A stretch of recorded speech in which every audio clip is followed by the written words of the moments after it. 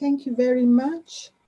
Good afternoon and welcome back to day 3 of the Chatham House Summer School.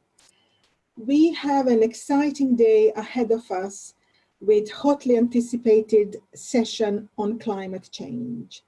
And you will be pleased to hear that my introduction today will be very brief because I'm also speaking in one of the sessions today.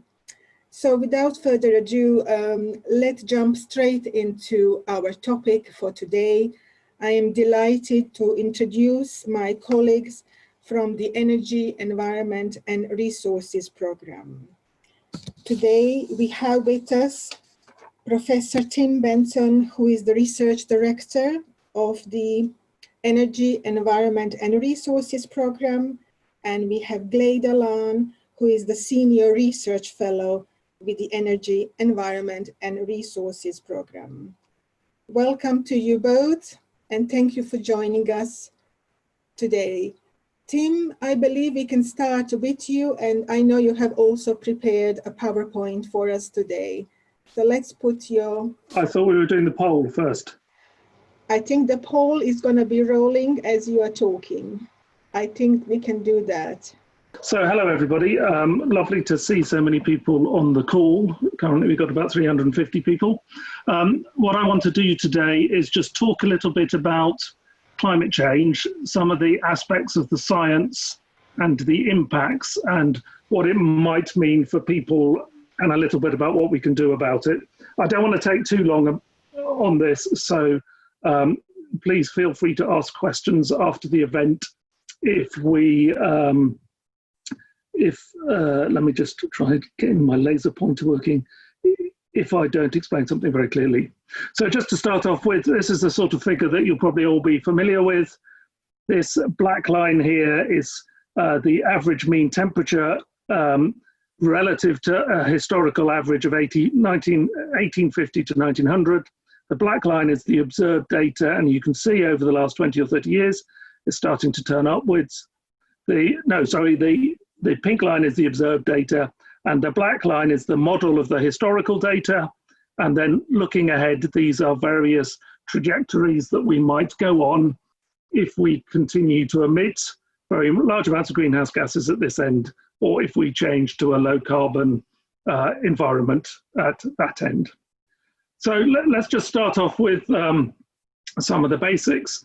I mean, the first thing is that climate change has been with us in terms of the science of it for very many years. It's very simple in theory, in that just like a greenhouse, what happens in a greenhouse, the sun sends down some shortwave radiation that goes through the glass, that heats up the ground re-radiates radiation, but long wave radiation. So this is bluer coming in and redder here. And then that red radiation, the long wave radiation, can't escape through the glass, and it gets trapped and the greenhouse warms up. And in exactly the same way, the atmosphere and some of the aerosols in the atmosphere act as a glass on a greenhouse, and the sun will warm us up. And as I say, it's not rocket science and it's not new science. The first scientific paper about it really was this one from 1896. 80 odd years ago, Guy Callender, who is a UK climate scientist, collected some data and drew some nice graphs showing how much the world was warming up at that time.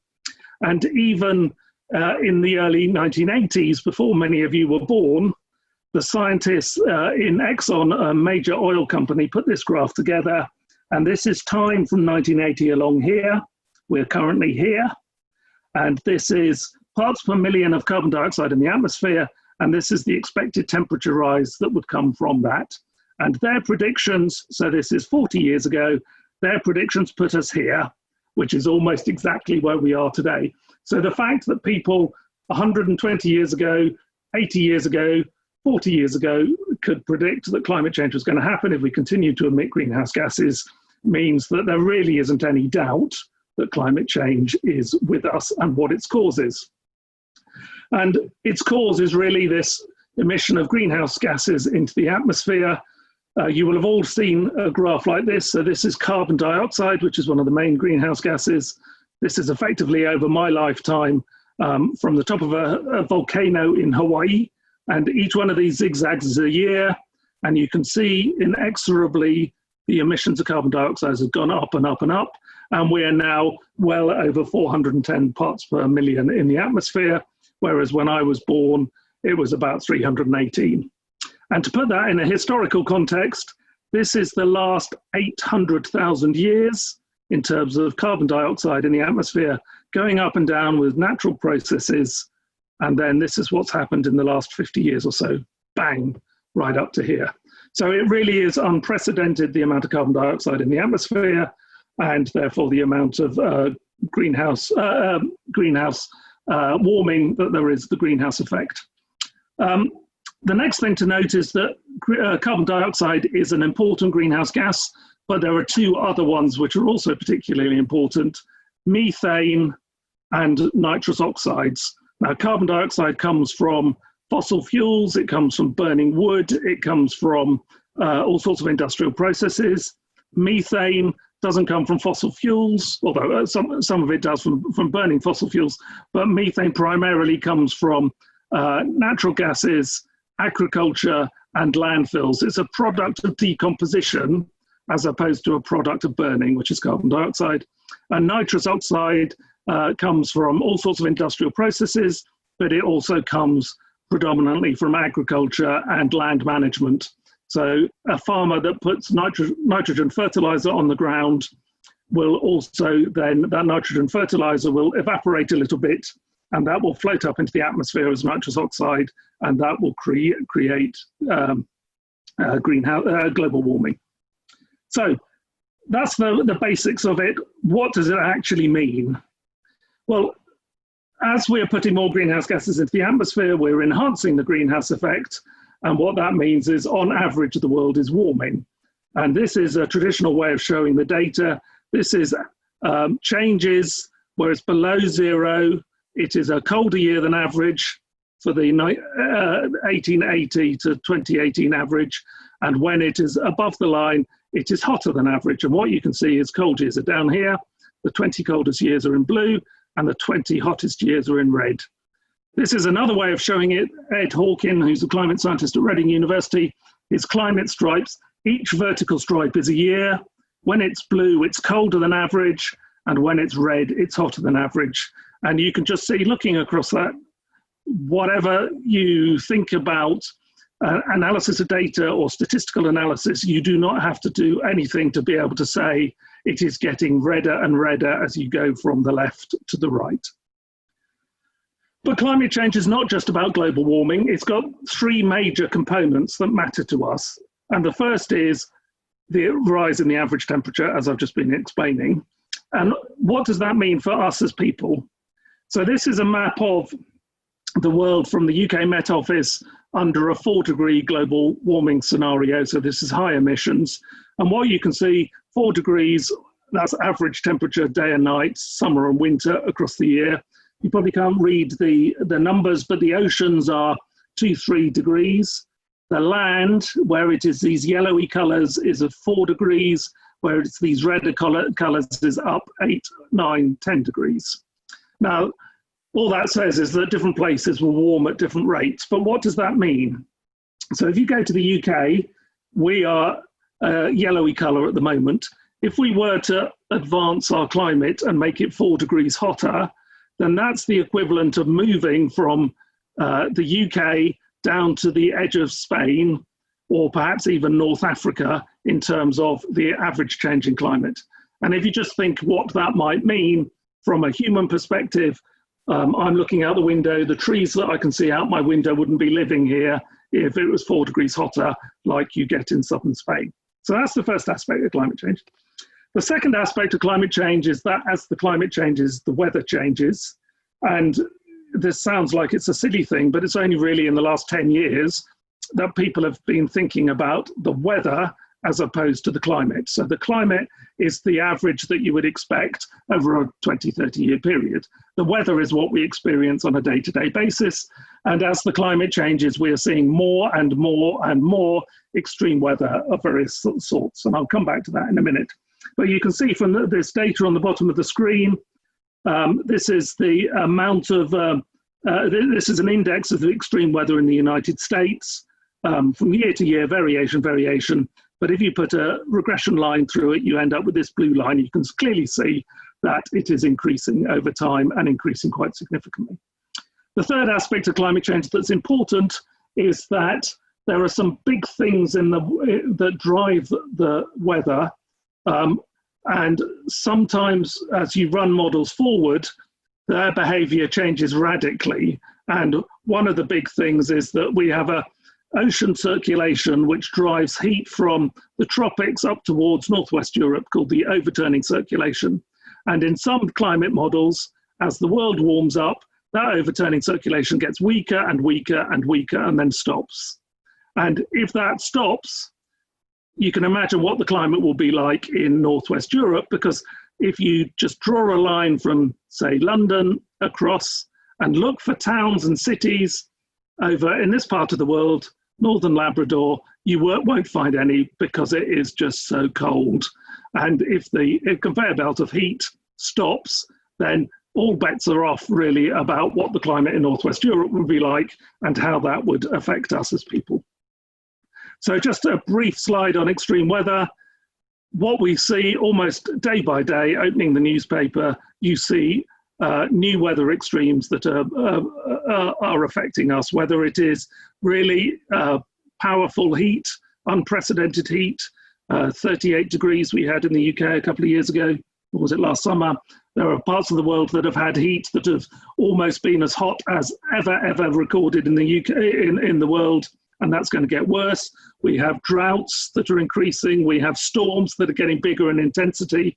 We have, wherever you look, wildfires occurring because of drought conditions and unseasonal dryness, so that the ground becomes a tinderbox. You have areas where food just cannot grow. Wherever we look, extreme weather is becoming important. And the cost of extreme weather to people is also becoming more and more important. This is some data over time, roughly through my lifetime again. And what you can see, whether for drought, heat, other weather events, flood or wildfire, each one of those colours has got an upward trend. And if you do the statistical analysis, the costs to society are doubling about every 7.5 years. So if you just run that 7.5 years times 2, 15 years times 4, a 30-year times 8, 12, 8, 16, 32, etc. By the time you get to my age, the costs of the environment, of climate change, will just be absolutely huge, and economies won't be able to function. One of the big things about climate change is that in the old days, we used to think about climate change as this gradual warming. Then we started to think about it as a changing weather patterns. When I started working for the government a few years ago, they kept on saying, don't worry about food, which is an area that I work a lot on. Don't worry about food. If it's bad weather in the UK and Europe, it'll be good weather somewhere else. And what we're seeing now is actually the weather is controlled by some of these big climate drivers, such as the jet stream. And as the climate change is happening, as global warming is happening, greenhouse gases are going into the atmosphere, the behavior of these large-scale weather drivers is changing. And what we see with the jet stream is as the north melts, it goes from white ice to black ocean. It absorbs more heat, it warms up much faster than the tropics. As the differential in temperature between up here and in the tropics decreases, the energy in the jet stream makes it go more wavy. And when the jet stream becomes wavy, if it's a wave like this, it sucks cold air down from the north.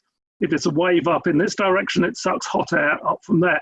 And this configuration of the jet stream means that if you have a period where the jet stream is like this and you sit in a cold patch, you can stay a cold patch for a very long time. If you sit in a hot patch, you can stay a hot patch for a very long time. And this is really driving our recent weather patterns. This is an example, for example, from 2012. And because of the waviness of the jet stream, we had a really hot patch in the Midwest where there was a drought.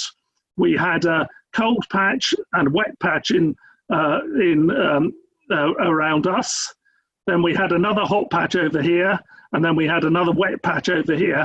And when you look around the world, what you saw was food production was affected here, food production was affected here, food production was affected here, and food production was affected over here. And the whole world was effectively simultaneously suffering from bad weather. I'll skip that one. So implications of climate change, just quickly, because I'm running out of time. Clearly, everybody knows about the direct impacts. Over this winter, this is 4 pictures from one day's newspaper last autumn. California fires, Australia fires, California fires, flooding in England, flooding in Venice. Just one day. So direct impacts, we feel it, we see it, but direct impacts also impact on things like food. So this is a map of the impacts of climate change on wheat production, one of our major grains, and where it goes red, you can see that there are big areas of red around the world. Where it goes red and orange, that's where the climate change is already impacting on yields and therefore the ability to feed ourselves. But there are a lot of indirect impacts that are important that we're only really starting to get our head round. So as climate change disrupts ecology, it impacts pests and diseases. And that's for crops and livestock. At the moment in Africa, there are big locust swarms, excuse me, that are eating the food. But it also impacts on the way that diseases jump from animals to people. So there is almost certainly a climate change signal that underlies the emergence of COVID, so emerging diseases.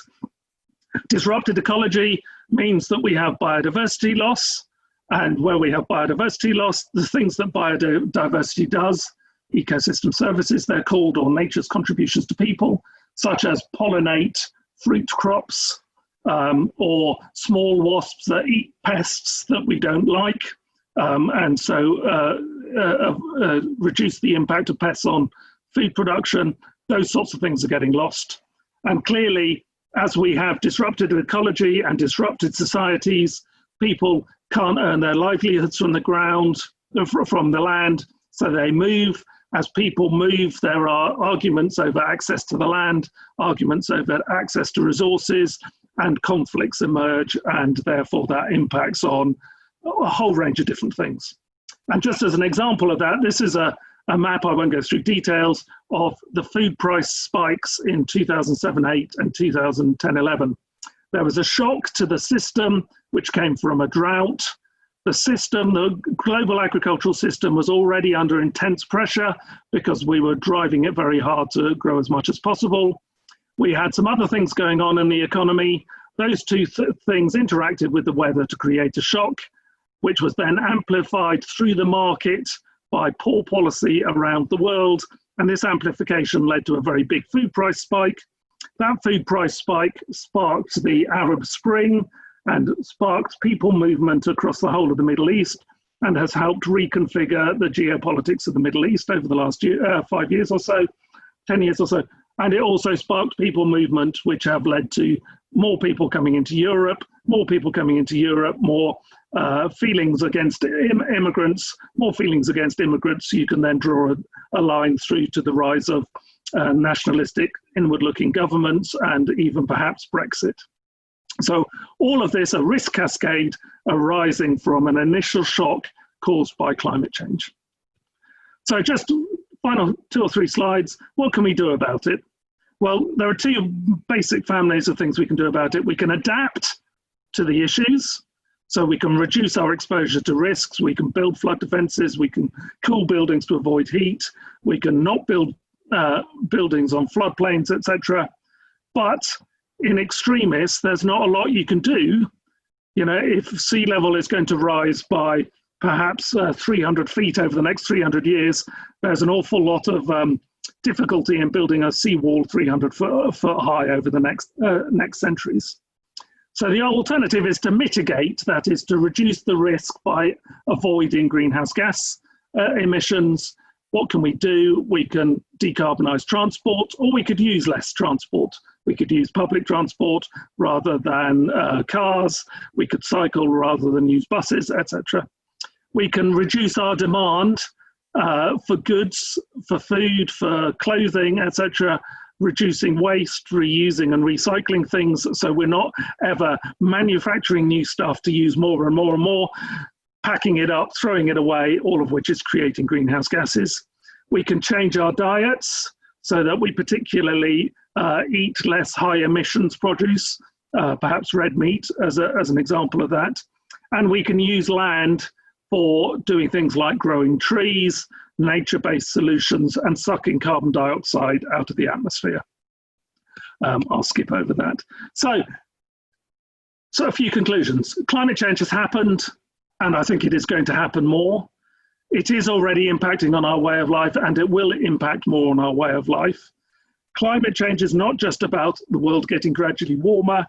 It is a threat multiplier that makes things worse, and our world is pretty fragile, as COVID has shown us. And every time we hit it with a hammer, and that hammer is getting bigger and bigger, and that hammer is called climate change, we risk disruption to our way of life. Extinction Rebellion and school strikes for climate and Greta Thunberg, etc., they do show that particularly people of your generation are starting to care enough to make a difference and to make politicians think in different ways. So there is something that everyone can do in terms of our small-scale actions. We can change our diets, we can reduce car use, we can get involved in our communities, we can vote when we're old enough to vote for governments that are going to care about these sorts of things, but we can also act as champions. We can talk to our friends, we can persuade our families to do things better. And then the final point is this bullet point here. If we act on climate change, which we can do, it will make us healthier and happier and the world a safer place. So what's not to play for, I think. So thank you very much, everybody. I'll stop sharing now and hand over to Gleda. I'm actually really looking forward to seeing what your questions are, but I thought I would touch on a few points relative to this question of will we be able to solve climate change. I think Tim's given you some very good pointers for how we can as individuals. I think if we look at the big picture, I would say no, in the sense of not fast enough. I think as a lot of Tim's charts show, climate change is already taking place. If we have a look back at the history of it, the science was really becoming clear from the 1960s. So this is a known, this was a known phenomenon. And yet it wasn't until the 1990s that we formed, or late in the 1990s, that we formed the Kyoto Protocol, a sort of political agreement that we should do something about it. And then if you look forward to the last 10 years, emissions have continued to grow by about 1.5% a year on average. So we really haven't been strong enough in terms of the international commitments and implementation of those commitments to show significant progress. So that played out in terms of the physical effects that we're feeling, and in some countries which have much lower capacity to deal with those effects, very severe, fatal consequences. So in that sense, not fast enough. I think this is this is a key year for many reasons. 2020 is meant to be the year that countries take a look at their progress on their nationally determined contributions to the climate change process, so what they've agreed to do to reduce emissions nationally and ramp the ambition up. It's also the year when we're meant to be thinking about achieving the Sustainable Development Goals in the next 10 years, and we're way, way, way behind. Of course, it's also the year that we've been struck by the coronavirus, and that has led to a dramatic dramatic political response, the lockdowns all over the world, and a fall in emissions. Now, we didn't want it to happen that way. It's not something that it would be a kind of recommendation. However, they have fallen, and some of the estimates for the reduction in 2020 have been around between 4 and 13% reduction in emissions, which is quite incredible, given that for every year that emissions have been growing, as Tim pointed out, it becomes more and more costly to try and meet the targets that you need to, to make the reductions you have to make are more and more dramatic. And I think the UN said last year they'd really have to be falling by 7.6% a year from 2020 every year, and that would have seemed completely impossible last year. And I think this year, with the changes that we've seen, which no one could have anticipated, we have this opportunity. And the International Energy Agency, even in their roadmap to sustainability, has suggested that 2019 should be the peak year for fossil fuels emissions. Now, if we think about, I guess, the ways that we're going to get there, whether there's the will, I must admit things are not looking so good. There's a report out today, I think it's called the Energy Policy Tracker, by IISD and SEI and a few different institutes who work on this. They're looking at what policies countries are implementing to stimulate the economy post COVID-19. And let me just say that there's a lot more going into fossil fuels and the kind of activities that promote fossil fuels consumption than there is going into clean energy. So it's worth checking that out, and it's something to think about, where our political action should be focused over the next few years, because there is a need to create jobs, but there's also a need to put us on a more sustainable track. Otherwise, none of us will have jobs in the future. I guess one more thing, I think it was interesting to see the results of the poll, the answers to the questions that you gave. I saw that majority of people did talk about energy and industrial production as places that they would want to see prioritised. And certainly, that is where the majority of greenhouse gas emissions are coming from. I'd slightly disagree with Tim on the methane, because there's also methane coming from the gas pipelines and leakages in gas systems, as well as emissions and land use change. So that's certainly one area that we focus on very strongly at Chatham House, and I think it's something that we can. I'm sure more questions will come up about in terms of personal decision making, but we also hope that. We also see that an energy transition is taking place in the world generally, not just related to policy decisions, but also to the development of technology, very exciting technologies that are being deployed around the world in terms of renewables and electric vehicles and buildings efficiency, which are becoming cheaper and cheaper every year. So I think there is there's in that context, there is something happening. There is a new wave of industrialization, if you call it that, that is necessarily pushing the burning of fossil fuels out of the system. So I think these are the really interesting trends to watch. Thank you very much, Tim and Gleda. That was really, really excellent presentation. Just reading through everyone's comments already.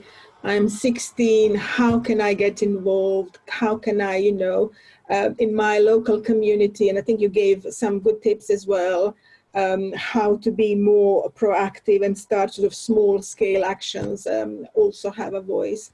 But to start us with the discussion, let's unmute Louisa first. So Louisa can ask her first question, and then we'll go through some of your questions in the Q&A box as well.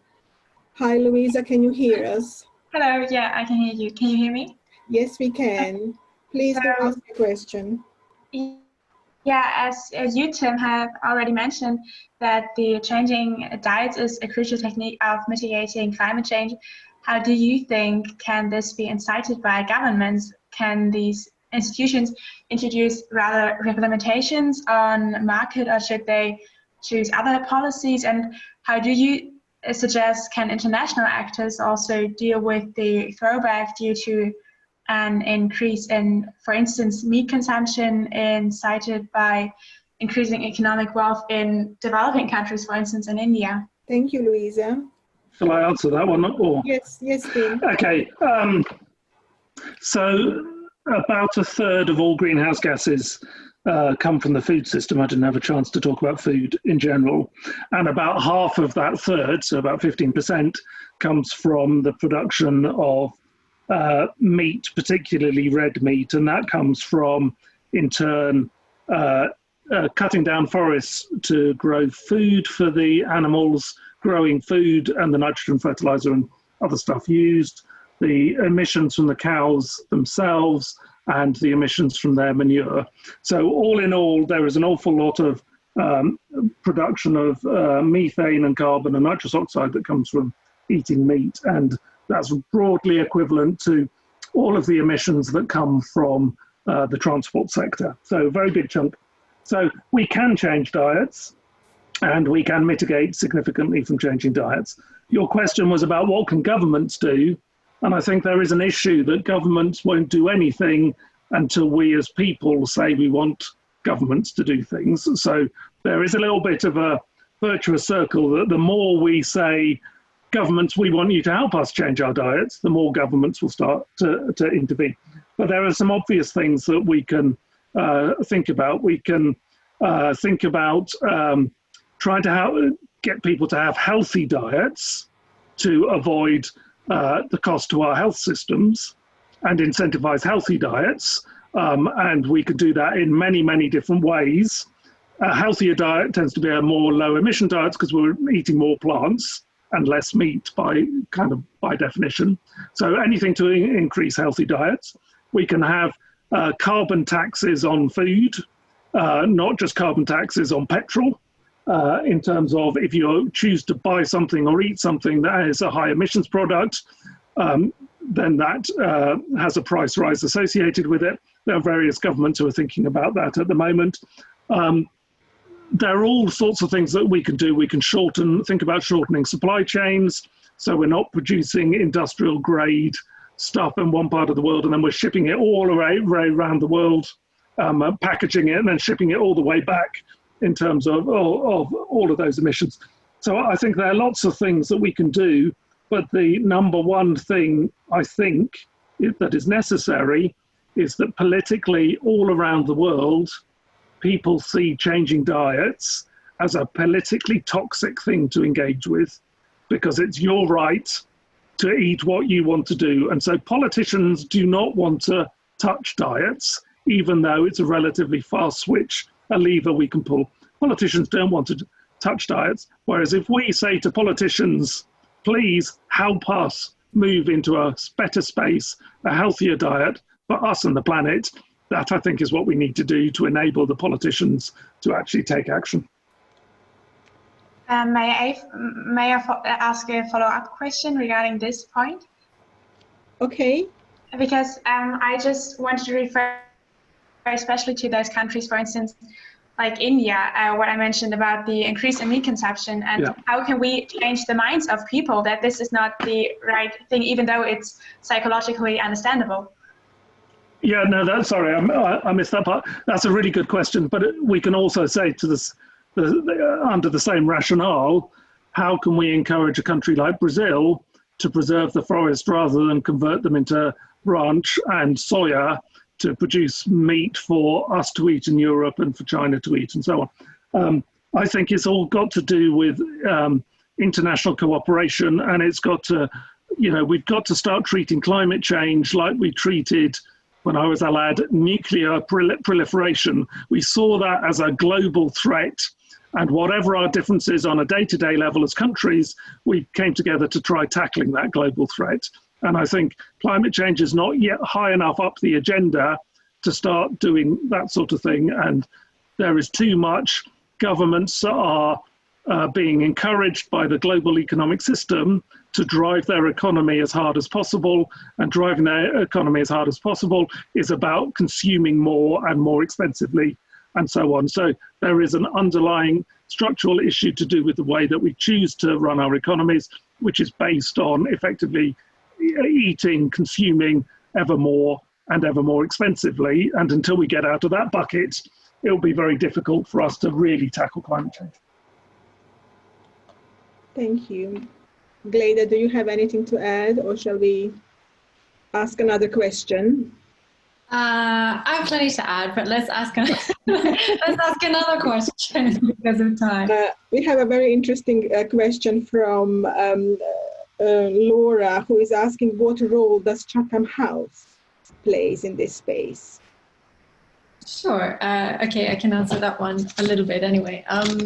So Chatham House, you could see it as a bit of a bridge between academia and cutting edge thought and people who make decisions. We provide a forum for debate, and that's some of you might have heard of the Chatham House rule, which allows for some very frank and candid discussions, but we also hold a lot of meetings on the record, and we produce a lot of materials that are publicly available to increase public knowledge. So we do the kind of reports that we write, for instance, in our program, are often aimed at people who advise policymakers or advise businesses or who make decisions, at CEOs, at civil society organization heads, at ministries. And we're trying to provide the best information on which they can base decisions, and sometimes we're actively working alongside people that are trying to make a positive change to enable those conversations to take place. So that's the kind of, just in a nutshell, I feel that that's the role that we play. We have a very, very wide network around the world, and that seems to increase with every year. We have an academy, for instance, as well, that invites in people from around the world to train with us. And our interest is providing independent thinking and knowledge to increase the quality of decision-making and leadership. Thank you. Tim, there is a lot of questions about whether we trust politicians or whether we trust local governments, or, if you can comment on Trump's departure from the Paris Peace Agreement, or the role of UN, and, with creating a new sort of a term, climate refugees now. And, what do you feel that, these huge organizations, what is their role? If you don't trust, people from your local government. Yeah, so there are about 10 really key questions wrapped up in what you're saying. First of all, this is a global problem that cannot be solved by any one country alone. So whether you like or you loathe your local government, to tackle climate change, we have to have governments working together, because otherwise, in a system which our global economy is, where effectively every country is competing with every other country, if one country is paying money to mitigate climate, and another country is not, the country that is not is gaining an economic competitive advantage by not spending money on dealing with climate change. So we have to all work together. And therein lies the paradox that we're in at the moment. Globally, we thought we'd come to an agreement that we had to work together. At the moment, what we're doing is we're moving away from that agreement, because there is a feeling in some countries that actually our economy is more important than the long-term damage. I think my own view is that as the costs of climate change start ramping up, and we're starting to see that happening, governments will realise that actually we've got to deal with climate change and we can't run away from it anymore. And in a sense, I think what some governments are doing at the moment is saying, my election and my staying in power is a 5-year event. The real pain of climate change is going to be 20, 30 years' time after I've retired. So let's just maximise my income now, our country's income now. And of course, as we move up that curve, that's going to become almost impossible to do. So I think inevitably we will have to deal with climate change. Inevitably, dealing with climate change will come from people like us who care about it. And thirdly, we do need international cooperation. But as we are seeing with the World Health Organization or the World Trade Organization or the UN, having a competitive international cooperation culture requires countries to play ball. And at the moment, not every country is wanting to play ball, and there's too much power politics going on. But hopefully, as time goes on, that will become less and less tenable. Let's move to Lara, please. Lara, can you unmute your microphone? Hi, Lara, can you hear us? Hi, yes. So I've asked my question in the Q&A box, but I can also ask it here. So my question is, do you think that the government's new economic reforms, such as investment in fossil fuels, the reforms which they're hoping to boost the economy post-lockdown, will retract from the positive impacts that lockdown behaviour has had on the environment through reduced energy use? Sure. So will the government's policies, the mini budget, encourage people to use less fossil fuels? Is that it? Mm-hmm. I don't think it goes anywhere near far enough. In fact, some of the emphasis on construction and road building is not very helpful, because it would tend to encourage more traffic.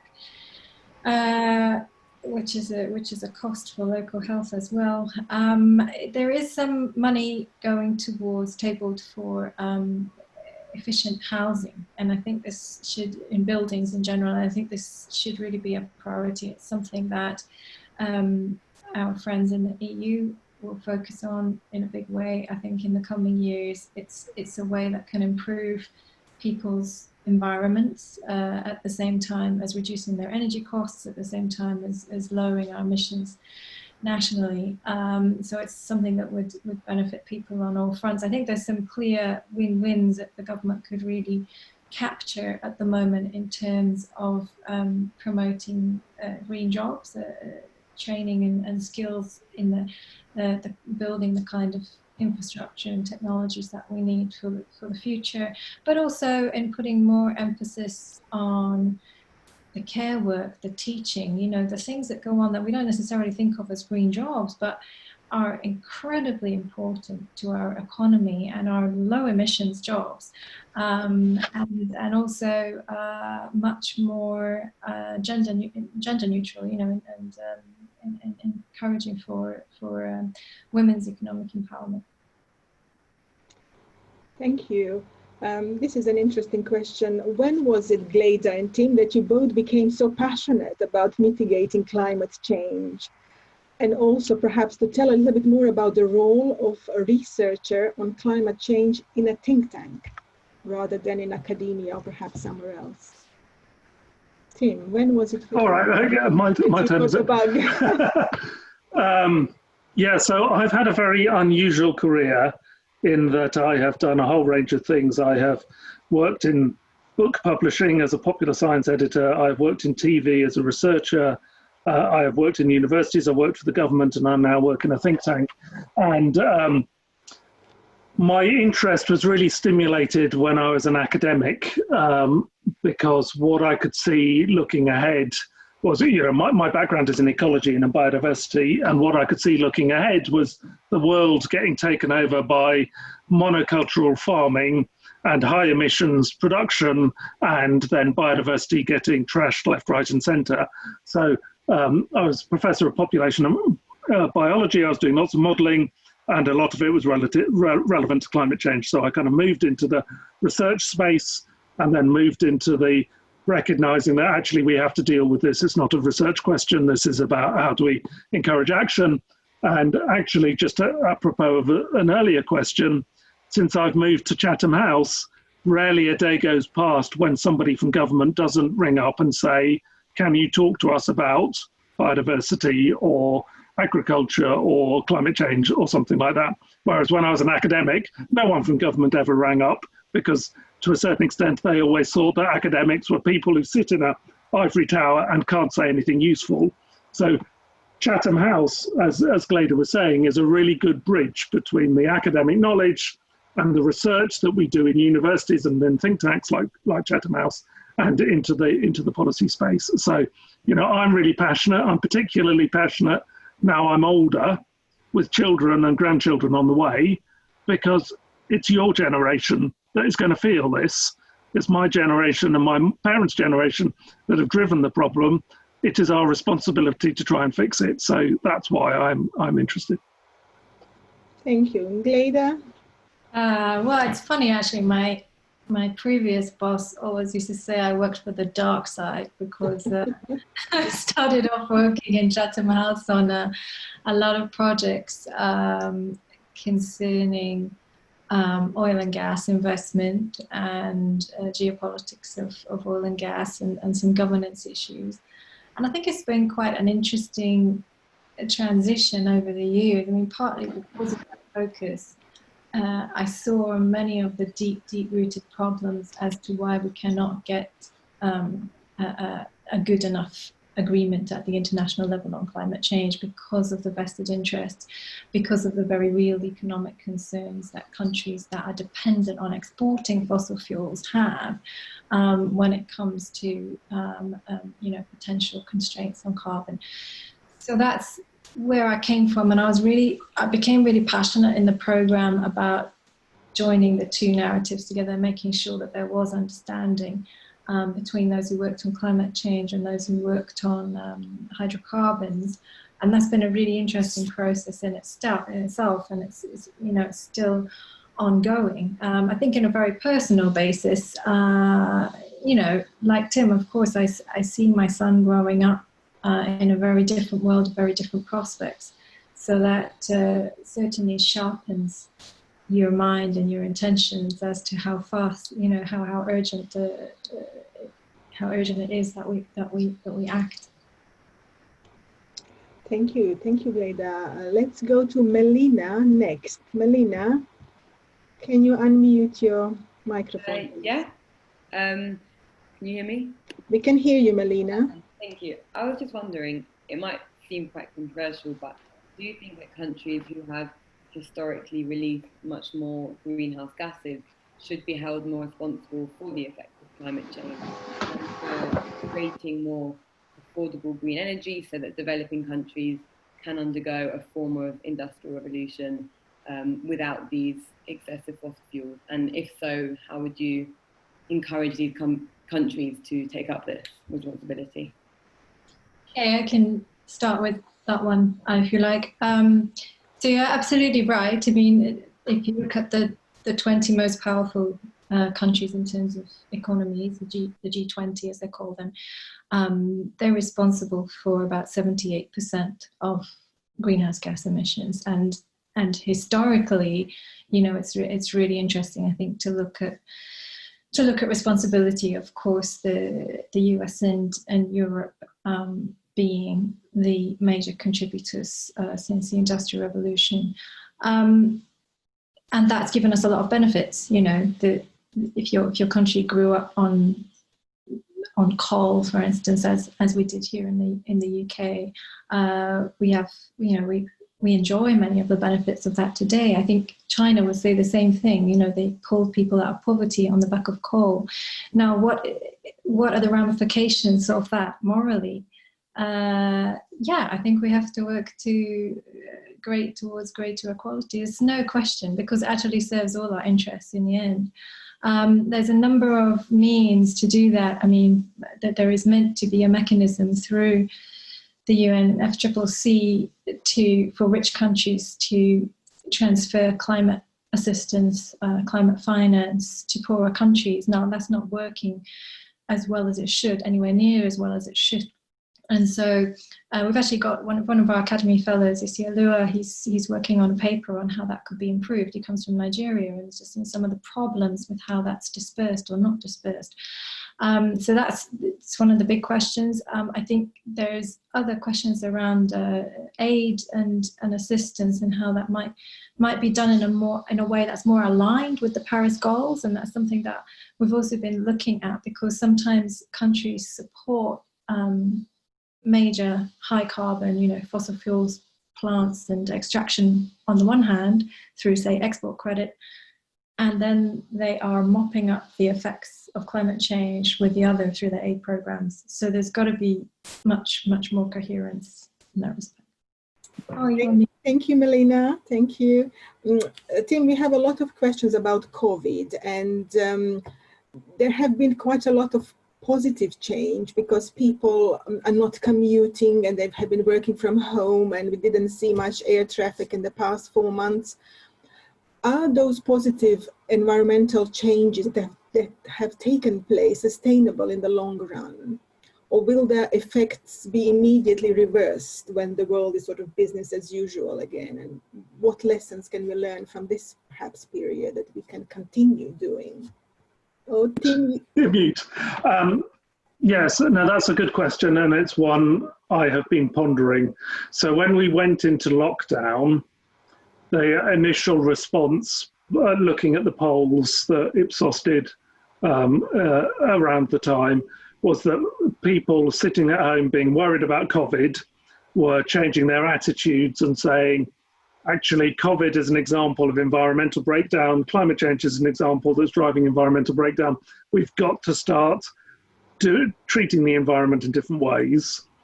I think as time has gone on and as we are gradually going back to normal, people are going to go back to normal unless we can collectively say, let's not go back to normal. And as Gleda said earlier, I think the issue is that governments all around the world started to say green economy, green recovery. And when reality is biting, they're going back to a stimulus economy, which is pulling the same old levers and trying to encourage people to travel, to use air, to move around, so drive, not public transport, etc. So what they're doing at the moment is really putting back in place and perhaps adding to the incentives that have drove us in the wrong direction in the first place. So unless we collectively as citizens can drive the agenda and say, no, we don't want to go back to the same place, then I think there is a risk that actually we go back to the same place or worse, because we are so relieved that we can get out of our flats and houses again. Let's book an expensive tropical holiday and fly around the world or whatever. So, I think over the last 20 years, I have gone from saying the answer is in knowledge to the answer is in giving that knowledge to policymakers, to now my view is that the answer is in encouraging people to drive the policymakers in the right direction by making our feelings known and making our desires transparent. So people, it's an agenda that we can all take part in. Thank you. I also wanted to share a question which came via email last night, and I shared it with both of you.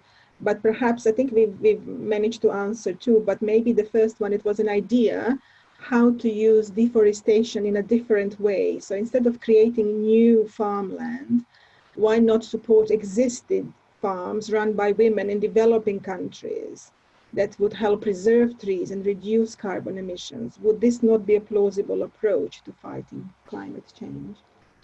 The short answer is yes. The second short answer is we're already doing that. The third short answer is that unless we, as consumers, say we don't want more and cheaper food, there will always be the economic incentives to chop down rainforests, because you can convert a bit of rainforest if you live in a tropical country and you own a bit of land with forest on, that piece of land is useless to you until you chop it down and start growing things on it for the market. So whilst the economic incentives stay the same, and governments are not stopping people from doing it, then it's down to our demand in the marketplace that is driving deforestation. So the notion of getting more out of the land we already farm is quite well entrenched, but our demand is growing so fast, we are needing to do more in terms of to meet that demand and incentivizing land conversion still. and it's really disappointing. I agree. Now let's go to one more question. Do we have Max on the line? Max, would you like to ask your question, please? Hi, I have a question for Tim. So when you say that governments drive economies as hard as possible, could you elaborate on that? What do you mean? So the notion that underpins the way our society is organized, at least from an economic perspective, is measured by our gross domestic product, which is effectively how much money is circulating, how much you're buying, how much somebody is producing, how much they're paying their workers, etc. So GDP is our measure of whether or not our society is doing well, and it's a measure that's used competitively. UK GDP is lower than France's GDP, so therefore we have to grow our GDP. And GDP is really a measure of consumption. So the more we buy, the more we consume, the more we consume, the more we waste, the more we buy, the more we eat, the more ill we get, but that is all good for GDP. And if you listened to the Chancellor last week, he kept on tweeting out, go out and spend money. And what do you spend money on? You spend money on driving this consumption, consumption, consumption. So until we get out of that and start saying, actually what's important is not how rich we get and how much money we can spend, but what's important is our mental health and well-being and how secure we feel and how happy we are. And that is not related above a certain level to how rich we are. So we need to base our economies much more on ensuring our well-being rather than ensuring that we just get ever richer as a society. Thank you. Thank you, Max. And Gleda, we had lots of questions about the oil sector and how oil companies have lost quite a lot of money throughout the COVID crisis. In particular, I would like to read Joseph's question, who is from Texas, the land of George Bush and ExxonMobil, as he put it. And we finally reach a point where the majority of the population accepts that what's going on with climate. And of course, they're very concerned about it. But since the economy is still dominated by oil, and it's hard to convince people to change their habits on a large scale, how to convince my fellow Texans that, you know, everyone needs change? Well, I think that's fascinating. Thank you for that question. And I'd agree, you know, our lives are inextricably, it seems inextricably intertwined with oil. It's in our clothes, it's the way that we travel, and I think part of the issues is being able to see the bigger picture. So everyone can play a role in trying to help people to look forward, you know, and to see the bigger vision. Especially, I feel that your children and your grandchildren, you know, are particularly powerful as an adult at this age. You know, they're particularly powerful for changing your mind. So for younger people, I think everyone in this webinar is 16 to 18 years old. And I hear so many people who are my age or older than me say, oh, we've started doing this because of our daughter, because of our grandson, you know, and so on. So I think there's a role there. It's very difficult, I think, in a place like Texas that's, you know, that may not be cut out for walking and cycling. That can be difficult. Some of the places that I work in the Middle East, for example, you know, you can't can't walk from place to place. There are no pavements. You know, cars tend to dominate there, and they're part of the status culture as well. So I would love to see, you know, more film and television and art activity that changes the way that we see status and questions the way that we want to live. You know, what's our aspiration? What we're trying to do here, for instance, locally in my neighborhood, there's a group called the Clean Air Parents. There's a few other groups like this, and we're asking the council for more people-friendly streets, you know, streets where we can feel safe taking our children out, cycling to school, etc. And I think once you have an example like that, you have one in Waltham Forest, for instance, where they completely transform the streets. People don't like it at first because they think it's going to disrupt their lives, but when they see it, you know, when you can see an example, you want to see it in your neighborhood. I think that's very powerful, but it's not immediate, and it's a hard fight. It means sometimes saying things that that people don't want to hear. Yes, I understand. Yes. I think we have just about time for one last question. Thomas, would you like to unmute your microphone, please? And then we'll conclude the session. Thank you, Thomas. Yeah, hi, can you hear me? Yes, we can, Thomas. Okay, so my question was just about, you've also answered it kind of in a way earlier, but it was mainly about how during lockdown we've seen all these environmental improvements. But the main part of my question is that, do you think that because of these things that we've seen, that we'll see a shift in attitude from politicians and governments, and that hopefully they'll try and shift from to more of a green-based economy, like in terms of our energy use, more of a green way, rather than try and direct away from more of the usage of fossil fuels? If I just briefly recap, I would hope so, because what we have with our complex systems is that we typically get locked into a way of doing things. And when we're locked in, it's very, very, very difficult to change. And what COVID has done is it's unshackled all of these things that lock us into doing our way of life and put us all in different situations. We're working in different ways. We are interfacing with people differently. We're doing everything very, very differently. And my hope originally was that governments would then say, well, okay, now we've deconstructed the system, let's build it back in a new way. And that terminology, build back better, became very current.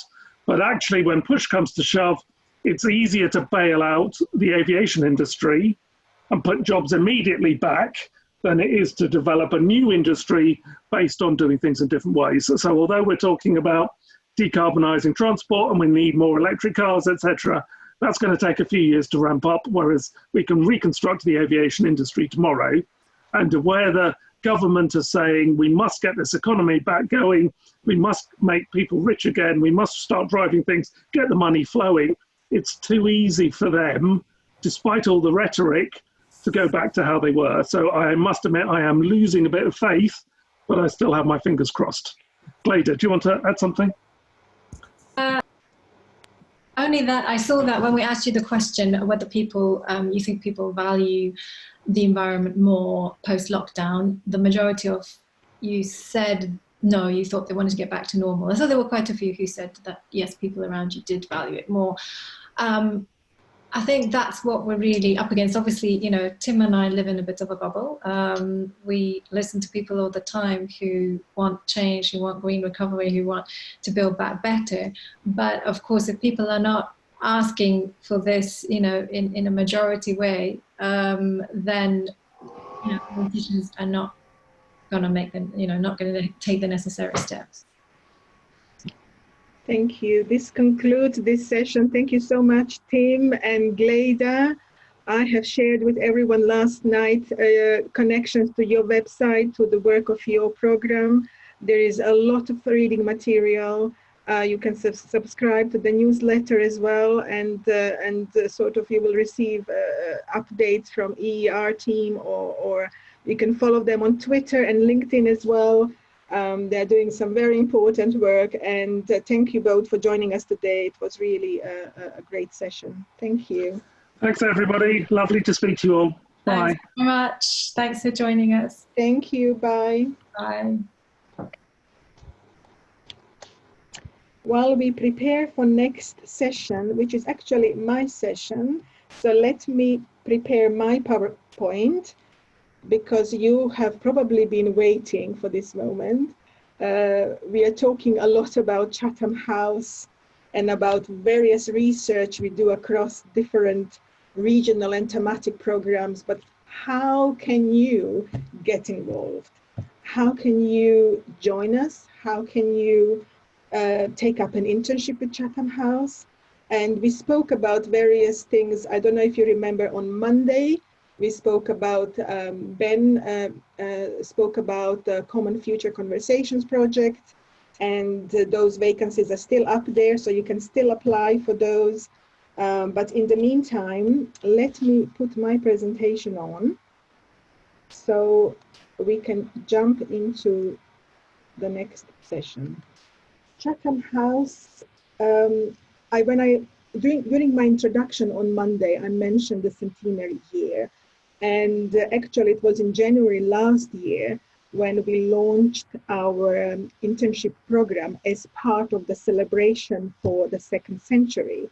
And we called it the Second Century Chatham House Internship Program, just to highlight the importance of investing in the next generation, of investing in training the sort of future decision makers and thinkers, and basically with an aim of creating a more inclusive and diverse community of future experts who will bring a wide set of experiences and ideas and sort of challenge our established norms at Chatham House and offer a different perspective and a different point of view.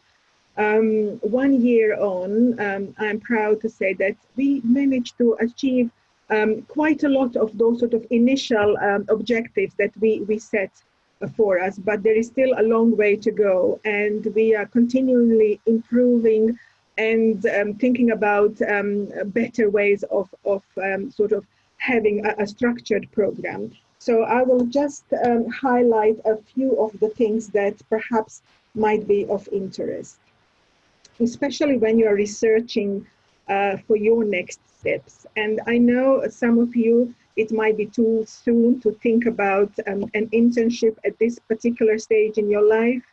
And unfortunately, we don't offer any short-term work experience for your age group.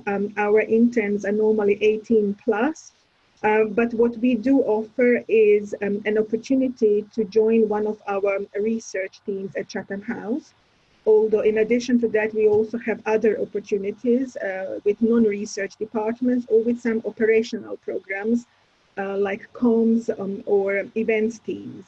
But a majority of interns will join one of our either thematic or geographical programs. So like the Africa program that you met on Monday, Asia Pacific, Middle East and North Africa, Russia and Eurasia, or US program.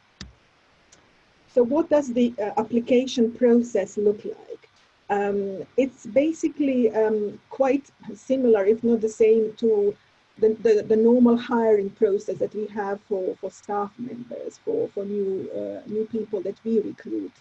So there is an application and a call for applications for internship positions online. And we open that 3 times a year, and everyone applies through a workable system. The application is, you have to submit your CV, and there are some motivational questions, like an application form. And then the next process is the assessment process. Now, when it comes to shortlisting and selection, I just like to highlight that on average, we receive between 700 and 800 applications for one position. So that is very high. So competition is very high. And my job is very difficult because I have to do the first cut. So I have to sort of, when I receive 800 applications, I will probably send around 10 to 20 to the hiring managers in those particular research programs. So how do I make that decision? What do I look for? So every detail matters, of course, from how you crafted your CV to your cover letter to your personal statement. And hiring interns is very challenging because the applicants, of course, have very little work experience, but they still have to highlight and demonstrate how are they the right fit for the particular program or the role they're applying for. And when I think about creating intern cohorts, it's not just about the skills, it's also about, trying to look for that people who have specific passion and interest. And in our job descriptions, when we advertise for internship posts, we always make sure to emphasize what the interns will learn, because internships are all about building work experience and gaining those new skills. So when we ask those questions in the application form, like what would you like to get out of this sort of internship, or what are your main goals, or what skills would you like to learn, it's really important how you answer that. And we always highlight who will you be reporting to, and also outlining all your main sort of duties and responsibilities. So that's something very important as well, because often we notice that people apply for so many different maybe internship positions, and they use the same application for every single one. And it's very easy to spot how you might copy and paste, and sometimes you might be doing that in a hurry and even mention the wrong think tank that you're applying for. So just to be very careful and sort of have a very sort of a good eye for detail. So after the assessment, the hiring managers will invite probably 5 people, of maybe between 5 to 7, for an interview at Chatham House. And of course, with COVID, that hasn't happened now for some time. Everything is now online. We were very lucky that all our interns who started in January had at least 3 months of their internship experience in the building, because we think that was very important. And I know going forward now, we are still thinking about whether we are going to have a different model. And I have seen online many advertising purely for virtual internships. But when I had a bit of a brainstorming with our interns, they didn't think that was the best way forward. Of course, at the minute it is, because we are all working from home. But going forward, they thought it was really valuable to have that time in the house, to have that opportunity to work in the office, to feel part of the team, and to go to events in the building and to network with people in person, to have lunch in the canteen. All those little things, you know, made the experience very special. And some of those things we just can't replicate on Zoom or in our sort of virtual meetings. So what kind of skills and how would you demonstrate it? What would I be looking for? I would be looking for strong writing skills. And also, you know, so even if you made sort of small, I don't know, spelling mistakes or things like that, you know, if you're, let's say, writing an invitation for an event with the president of Ghana, which we did have, and that was one of the first jobs that our intern with the Africa program had to do, that invitation will go out to I don't know how many people. And of course, you know, you have to start from really being sure that you have very, very strong writing skills, that your grammar is, you know, on point, and that there are no grammatical mistakes. So I would be really looking for that in your cover letters and in your application forms. Other skills that we might be looking for would be strong IT skills, maybe some familiarity with, you know, Microsoft Office, Excel, and other databases that we use. But everything else we feel that you can really learn. And I will show you a little bit later on what our training program looks like. It's quite structured. So there is a lot of opportunity to learn and pick up new skills as well. Of course, some programs might be looking for specific language skills. The Russia and Eurasia program, you have to speak Russian or Ukrainian in order to be an intern with them. So in that case, that would be something that we would really be looking for. And if you didn't tick that you can speak Russian or Ukrainian, then you wouldn't be able to progress to the next stage. And also, it's very important when we ask things about what do you think you will bring to the internship? And, you know, and often we look at, you know, potential when people talk about sort of their ideas, or maybe they're studying something that is really focusing on one of the areas of our research, and how that would be a complementary work. Or sometimes people just might want to try a different sector to see, and we didn't speak about this perhaps earlier, what does it mean to work in a not-for-profit sector or a charitable sector? What kind of skills do you need to have if, you know, your program is doing fundraising or grants applications, and, you know, you have to write a concept note, or maybe the researchers, you know, have to talk to potential funders about their work and things like that. So after the interviews, we will select the cohort and they will start together, either in January, April, or September. So we have 3 starting points. The commitment is 3 months. That's the duration of the internship. And we have both part-time and full-time positions available. So when you join Chatham House, on your very first day, you have a day-long induction, and we cover all sorts of things from information on the institute, the structure, the value, the mission. We introduce you to all the relevant staff and teams, and we have a tour of the building, but we also set up expectations and day-to-day activities and project objectives and things like that. From the very first day,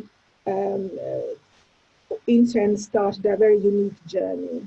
And because they join those programs that they applied for, so they will also receive a particular attention from their supervisor or a research mentor who will be guiding them to their sort of day-to-day work and assignments. What are the internship benefits? Of course, the first one that comes to mind is access to expertise. And working at Chatham House, you have seen many experts throughout this week. So when you are sitting in a program, and the program could be very small, we had our intern Benedict yesterday who joined the session.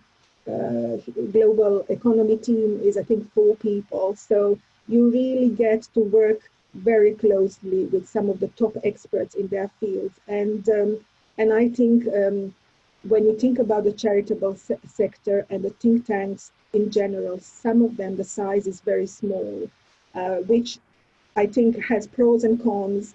I think it's better when you can spend some time working with a smaller team because you get more exposure to different themes. I just wanted to highlight one of our current interns, Quinton, wrote an expert comment recently, which was published on our website. So it's a great achievement that you can publish, and there is something to show and put on your CV. And I would like you to go and support him as well. Go and read his expert comment and like it and send him a message. I think he will be pleased to hear as well. And he is very sorry that he couldn't join us today for this session.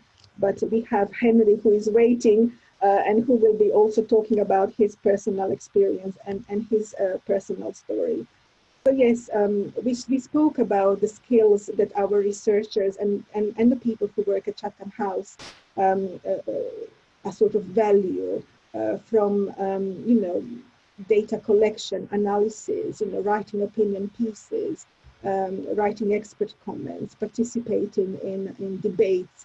So you really are exposed to all of this, from accessing research publications, which I've just named a few, access to our magazines and all the journals that when we are in the building, we all get a copy of, but there's also electronic access to membership. And on completion of internship, our interns receive free complimentary membership. And we haven't touched upon that Chatham House is also a membership organization. And what does that mean? And hopefully, I think on Friday, we might talk a little bit more about membership, especially for student members, and all the insight days and open days we have in our building for student members. And of course, access to members' events, which perhaps Henry will also touch upon when we are in the building. And, it's so great to have that opportunity to attend an event just before or after lunch or after work in the evening. There is so much going on, and it's just difficult to find the time sometimes to really attend all the things that we want to do. And of course, we have our lovely library that we also use, and it's a great space just also to, during the lunch, sometimes we read books or newspapers or just have some internal meetings. and that's in our building at St. James's Square in London. So when we talk about developing skills for the future, what does that mean, and what does the program actually looks like? So the program is structured around sort of 4 core points, which is experience, networking, training, and participation. And there is basically just to highlight one particular aspect, brown bag seminars that are chaired by our interns themselves. And perhaps I think I have one of the photos as well for one of our brown bag seminars. So on this picture, you can see one of our head of the individual membership and donor relations leading a session on, I believe it was effective networking, which Henry was chairing himself. And just to give you a brief overview of some of the sessions we had in the past, 4 months or so. So the sessions from how to fundraise for the project, how to put the proposal together, how to do project management. These are some of the things that everyone will have a chance to sort of go through and participate. So last year, as you can see the numbers, we have received over 3,000 applications for internships. And that is really a huge number. And it's impossible, to say we have hundreds and hundreds of positions every year, but we try our best to have at least between 6 to 8 positions for every cohort. And we are really committed to providing everyone that support they need when they join us. Many are asking, well, after Chatham House, what are the opportunities to either stay at Chatham House or where do interns go next? And I wanted to just give you some overview of where have the past interns gone now and what are they doing. And you can see that they have gone on to play various roles in organizations across the world and in sectors ranging from climate policy, civil service, academia, business. It's just, the possible range of areas, I think, to focus in a think tank is virtually endless where that can take you. So, and also I would like to highlight our alumni network. We are very active on LinkedIn. And we had a brown bag session today, just during lunchtime with one of our alumni, who is now working as a researcher at King's College London, and who also spoke about her career development and her future after sort of leaving Chatham House 4 years ago. And these are kind of events that we like to have in the future as well, so we can get people together. And especially now with Zoom, it's much easier rather than meeting in the building, just to sort of continue with networking and continue sort of developing this sort of unique community that we have now also for the future. So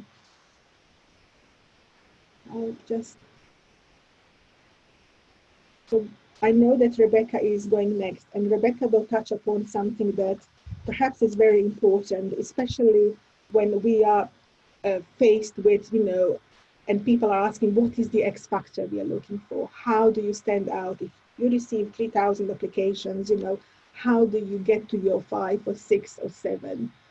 Rebecca, what would you say to that? What would your advice be? How do you stand out? How do you stand out? Actually that links in exactly what I want to talk about, which is it's your brand. So branding is something that you're probably all aware of. It's in your clothes. It helps you pick your clothes. If you know Supreme, which I know a lot of you probably will, that's made for people of your age group, younger, slightly older. It's definitely not made for me. I do not understand it, but I've really seen the queues outside the stores. That's all due to branding and getting people excited about buying their products. So as I'm sure you all know, branding, products, etc., things are in supermarkets, are placed in certain places at your eye line. If you go off to sort of marketing or business at university or even in school, they will talk about all of that, and people get paid a fortune, in case that's a job that you want to earn a lot of money in, to understand this. But But branding actually goes a little bit deeper.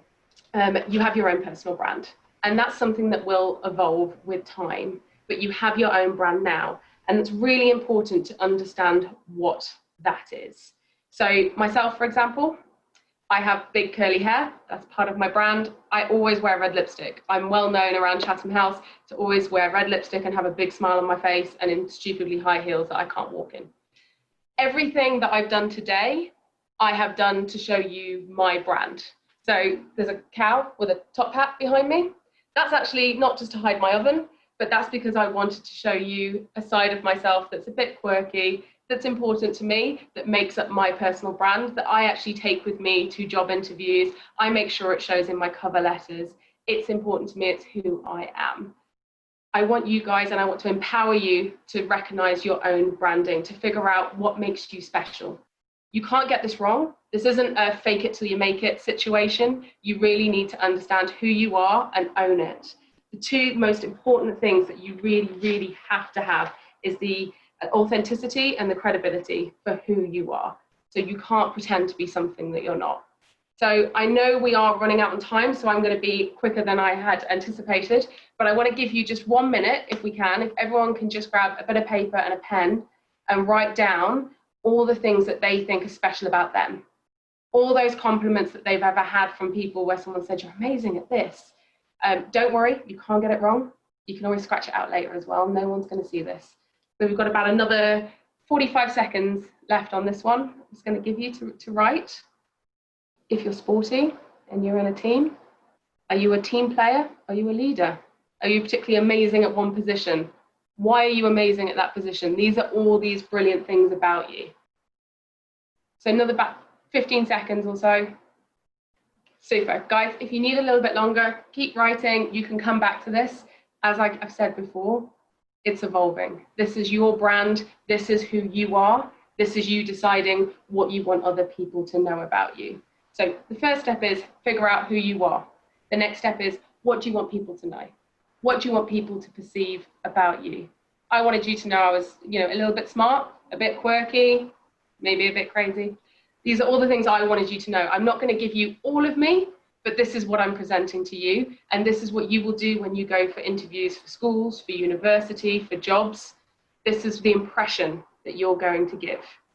So you want to make sure that you are demonstrating who you are, but always be aware that someone is going to leave with an impression of you. And they always decide who you are, and they remember that impression within seconds. Okay, that's really, really, really important. So what you've just written down, you keep it, you'll use it hopefully going forward, but actually you will definitely use it tomorrow in the conversation about writing a cover letter or a personal statement. Those are the bits that are going to make you stand out, being who you are. The reason I keep banging on about authenticity is so important. So when I applied for my job at Chatham House, if it said I had to be an amazing speller or you have to have great attention to detail, my whole team are on this call, by the way. They're all going to be sitting there going, she does not have those things. If that was important to the job, I would have been sacked by now. Luckily it wasn't. And what I did in the interview was go, look, these are the areas I'm not great at. That's okay, they're my developmental areas. These are the things I try and do to be better at them. But that's not really who I am. This is who I am, and these are all the amazing things that I can do and I can bring to this job. Focus on those positives, focus on who you are, and focus on what makes you special. Because at the end of the day, that's what's going to take you through for the entirety of your life. And I don't want to get too philosophical on you, but this is the same for making friends. Make sure you are not faking it. It's okay if people go, hey, it's okay, I'm just going to leave it. You're not for me. It's the same for jobs. If Chatham House had decided that I wasn't for them, that would have been fine, because actually it's the worst thing to try and fit somewhere and fit into something that's really not truly you. So please, please, please always remember to be yourself. I've spoken enough, so I'm going to hand over to Henry now. I've got some key takeaways that I'm going to give to Alice to send out to you guys. But for now, over to Henry. Brilliant. Cool. Thank you, Rebecca. So I'm going to talk today about a day in the life of an intern, and also maybe going to drop a few little tips on internships and also an interview prep. So let's just start at the beginning. You've aced your application, you've been invited to interview, and you're kind of feeling pretty nervous, but that's fine. And that's quite normal to feel super nervous. And the most important thing I would say would be to prepare. So normally you're told who your interviewer would be. You could look at the program you've applied to and see what they've been releasing recently, what your interviewer is interested in. But I mean, that's one half of it, but you've also got to think what you yourself are interested in. And I think that's really the most important part for me in an interview, is not only how am I good for the role, but how is the role good for me?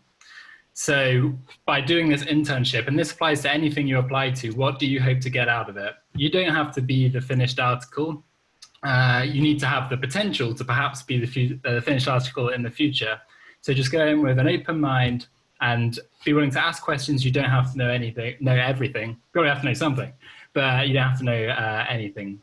And so you're feeling pretty good about yourself after the interview, and you find out a week later that you've got the internship, and that's really great. So you turn up on your first day. What is a normal day at Chatham House like?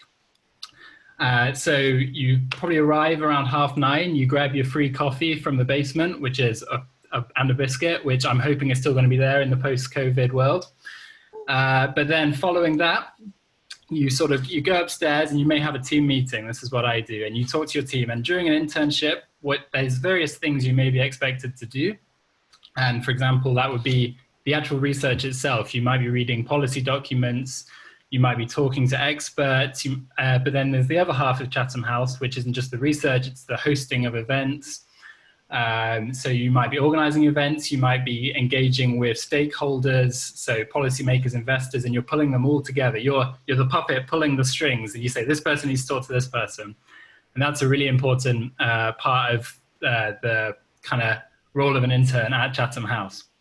But then you kind of think, you reach 11 o'clock, you're pretty knackered, you've been doing your research all morning, then you think, okay, I'm going to be, what I want to do now is just talk to a researcher at Chatham House, because this internship is not only for you to give to Chatham House to do your work, you've got to take something out of it. And one of the best things about Chatham House is that there's experts from all the different fields you can think of. So I work in the Hoffman Center, which is sort of a sister group to EER, where Tim and Glada were from earlier. So we look at sustainable resource economy, so fourth industrial revolution, climate change. And you say, climate change, so what's the link with growth markets in Asia? And then you just drop a line to somebody from the Asia Pacific program. And this is the best thing. You say, hey, if you have time, let's get a coffee in the canteen or over lunch. And so that's one of the real main things. And I think you can take it in any internship you do, if it's Chatham House or elsewhere, is don't be afraid to just email other people in the organization. If you want to learn about something, that is really, really important. And don't be afraid of what I think of as the dreaded no. If you ask somebody that you want to meet for a coffee, to talk about their work, and they say no, nothing ventured, nothing gained, doesn't matter. Just say that's absolutely fine.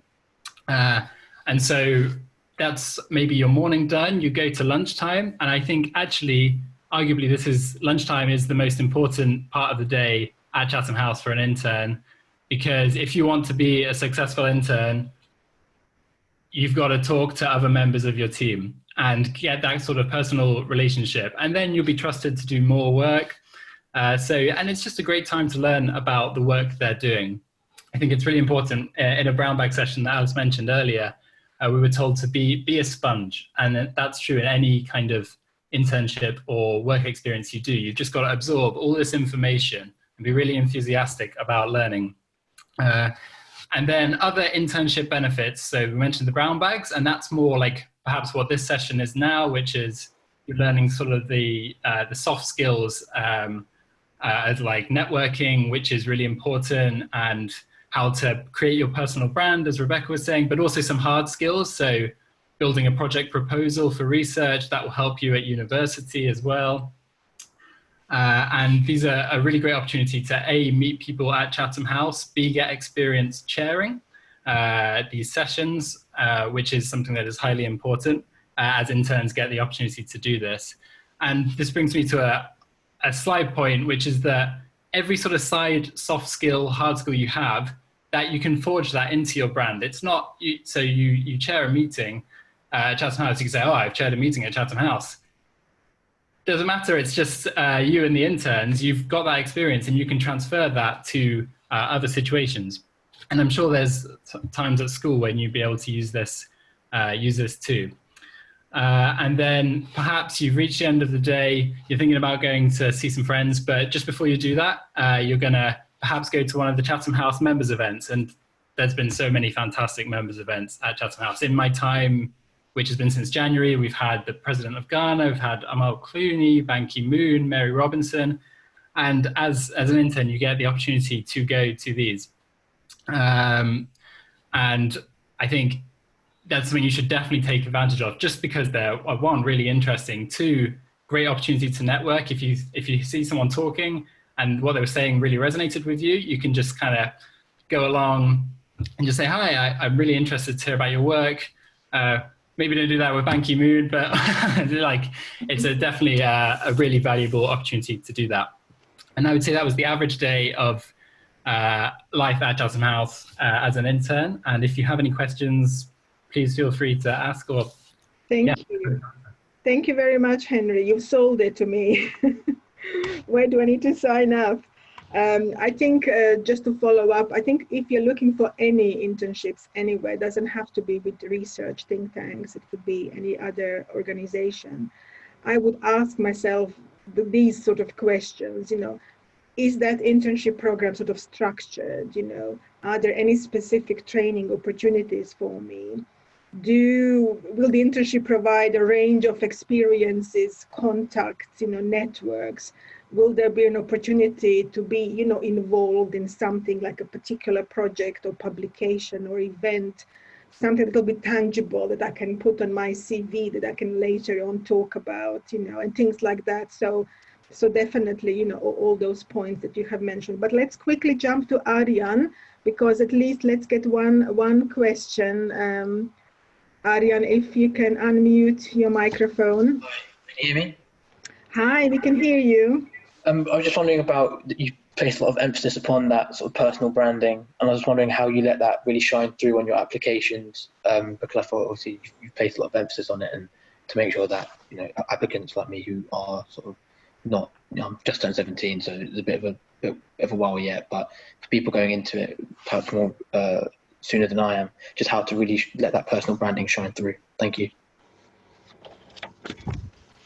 I can take that one, I guess. So we're going to talk more about that tomorrow, actually, with Stuart and Alice, who are also part of my HR team. We'll go into more detail. But effectively, you start with what you've hopefully written down in what we just did then, and build on that in a cover letter or a personal statement. You think about before your interview, you look at the job description, you look at who you are, and you try and fit the two together. And if that's the same for an internship, it's the same thing, it's a job description. You try and fit those two and see how you can marry them together. So you want to keep talking about, what is the organization and what is this role, or the university, for example, if you're doing a personal statement, and who are you? And you want to try and combine the two and do so as creatively as you can. Somebody asked a question in the chat I saw about, seriously, how many of the 700, 800 applications do you look at? I know for a fact that Alice Martin looks at all of them and she reads them carefully, but I'm a different kind of recruiter. So when I'm recruiting, and I want to be, honest with you guys right now, where we get your applications, you might be applying for a research team, but in any organization, you're normally going to go through the HR team first. So you're meeting a lot of HR people in these sessions. So really look out for the kind of people we are and what we might be interested in. But I go straight to application questions, and I'm looking for uniqueness. So when some of my team applied, I looked at what jobs they'd done before, and I was really interested how they were going to measure up that experience that they had before with what they wanted to do with in my team. And that's what makes you stick out. Something that's really, truly unique about yourself. I'm just going to stop talking. I'm sorry, I am a talker. But the one thing for myself, I always spoke about is the fact I grew up in Zambia and Egypt. I hadn't had a job before. I didn't know what to talk about. I didn't know what to put on my CV. I made sure I really talked about all the experiences, graduating on the pyramids, volunteering in a dog home. I talked about all those different experiences that I had, and learning Arabic and things like that made me really stick out and people interested in me. Thank you, Rebecca. Maybe I can ask Henry, there are quite a few questions, when is the right time to take up an internship? Would you do it in your sort of after your high school? Would you do it during your gap year? I mean, you don't need to have a university degree in order to apply for internship at Chatham House. I want to make that clear. However, you have to be older than 18. These are our sort of rules. But what do you think from personal perspective, Henry? When does it matter for you personally? When does it make a difference? I think you'll get different things out of the internship if you do it at different stages in your life. So I did it after finishing university. I did my degree in physics, so I had really little experience in policy. So in a sense, I was kind of like really naive about political analysis or policy analysis. So this has been really useful for me to just sort of get up to scratch on that kind of way of working and analyzing and working. So, but I think if you did it before university, you'll certainly get different things out of it. I don't think it's something you should straight away not consider, because if you took a gap year, say before university, you did a 3-month internship, that sounds like an amazing year. I know there's different types of internships. They have the some of the part-time, and so some interns are doing them alongside their studies. So Quinton in the REP program is doing it alongside a degree at King's. Yes. So I think if you see, I think I'd just keep an eye on the applications page, and if one comes up and it works for you at that time, why not apply? And perhaps for those who are asking about other opportunities of engagement, like shadowing opportunities, very short weekly sort of engagements, even if you're 16 or 17, the idea to have this school was actually because we were thinking, how can we engage with young audience? In particular, because we have set between 16 and 18. And for a long time, we wanted to have a summer school at Chatham House, because rather than giving 1 or 2 persons an opportunity to come for a week at Chatham House, we were thinking about how can we invite more people to something like this. And this was a silver lining that we could do this on Zoom, but even Zoom has its limits to, I think, 500 people. But, we also wanted you to put something on your CV, that you had a productive summer, that you were part of this initiative, that you learned something, and that you have, that you have taken something away from this, So that's one of the things that we can do at Chatham House, and also think about, we run lots of open open day events, insight events. Henry knows we have constantly, we had Derby University come to see us. We had a delegation of youth from New Zealand came in January as well. And we try to, even if you want just to see how does Chatham House looks like in action, you can come and attend an event. So we try to think about various opportunities of engagement. But internship is definitely a commitment for 3 months, either part-time or full-time, and we advertise every time when we have a vacancy. I'm conscientious that we are quite over time limit, so I want to thank you all for joining us today. I know that we have yet another poll to send you, just a quick survey of today. And thank you again for all the questions, for all the messages, for getting in touch via LinkedIn. I hope I managed to reply to most of you.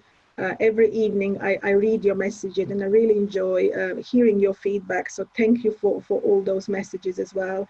And Henry and Rebecca, any final words, perhaps, before we go? Henry, do you want to go first? Oh, no, I'd just say it's a really exciting time, I think, 16 to 18, and you're starting to get interested into these fields. So just, follow whatever your interests are and just go for it. Whatever you want to do, whatever, if it's a university or an internship or whatever, just go for it. Yeah, I agree. There's no wrong choices. I started my career in hospitality, running restaurants, and then I got into HR. You'll hear tomorrow about some crazy careers of the other people in HR. You don't have to decide the rest of your life right now, but just try and absolutely please be yourself. And by all means, please link up with us on LinkedIn. we're always happy to answer some questions if you want. Thank you. And just to mention tomorrow's session on 5G and Huawei. I don't know, I'm probably not pronouncing this correctly. There was, you probably saw on the news yesterday, UK's decision to ban the 5G kit. And, you know, so what better way to discuss it tomorrow when we have two panelists from the International Security Program and the Asia Pacific Program who will talk on what does that mean, you know, for UK and our relationship with China. What does that decision mean? So hopefully you're looking forward to that as well. And thank you for replying to all the polls and sending your questions and comments and feedback. It's really appreciated. We'll give you a minute or two to complete the poll. And there have been lots of questions about recording and when will you get access to all the materials.